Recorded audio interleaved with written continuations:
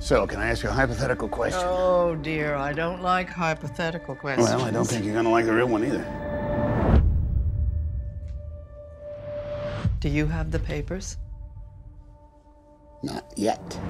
Well, in a time when news organizations are being assaulted as fake news and the First Amendment is essentially under fire and up for grabs, there could be no more timely, no more urgent, no more important movie than The Post from Steven Spielberg. This film is for right now, and it is a must-see. This is a movie that transcends mere movies and becomes something that can be a topic of conversation and something that can possibly change the course if enough people see what's happening and what did happen through the prism of history. This centers around the Pentagon Papers, which were a big source of controversy in 1971 when the New York Times published excerpts of them. They were released essentially through a whistleblower at the Pentagon by the name of Daniel Ellsberg, and the Times got a hold of it. But this is really the story of the Washington Post and its reaction to it. It was one of three newspapers in Washington at the time.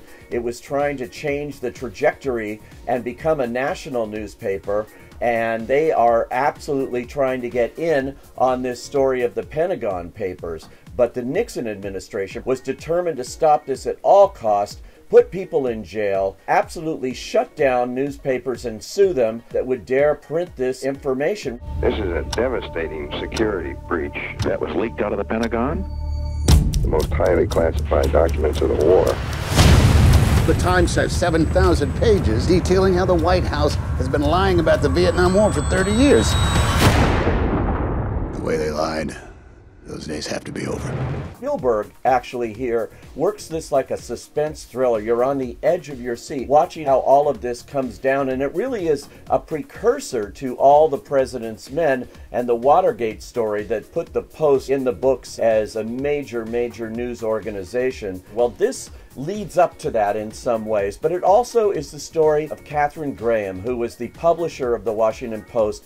She inherited it essentially from her husband. She really was a housewife with kids, never really worked in this kind of environment, and now was tested with the hottest story they'd ever had. And what would she do? Meryl Streep brilliantly plays Katharine Graham here, plays her with a sense of self-doubt. She doesn't really know, she isn't really sure what she should do, and everything is on the line. This is a really beautiful three-dimensional performance from Streep, one of her best, and that's saying something. Guaranteed to get her that 21st Oscar nomination. It also tells the story of her relationship, essentially here in the business sense, with Ben Bradlee, who is the editor of the Washington Post. He's played by Tom Hanks, and he really gets the grit and liveliness of Bradlee here, his determination, and even some ways his not so black and white ways. There are shades of gray to him that are presented here. He's a guy who moves through the newsroom.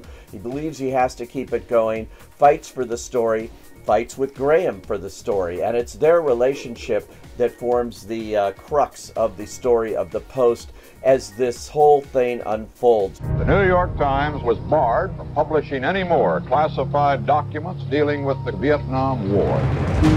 If you publish, we'll be at the Supreme Court next week. Meaning?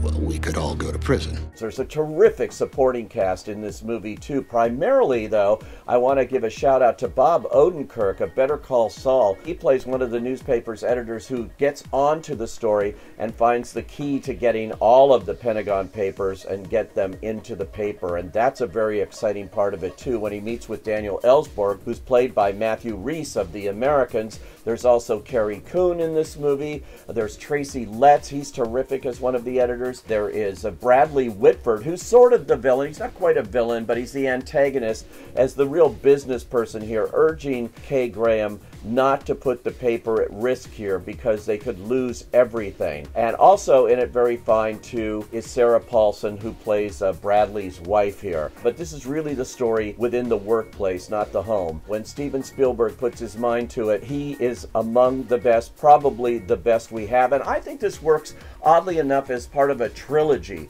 of films that Spielberg has done in recent years, starting with Lincoln and then going to Bridge of Spies, and now to The Post, showing people tested at a key time, who came along at the right time and saved us from ourselves and from potential disaster. It's a true American story, as was Lincoln, as was Bridge of Spies.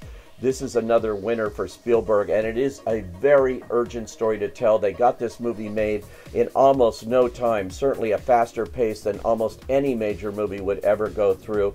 That's how important they thought it is. That's how important this movie is. It is riveting, and I say, go.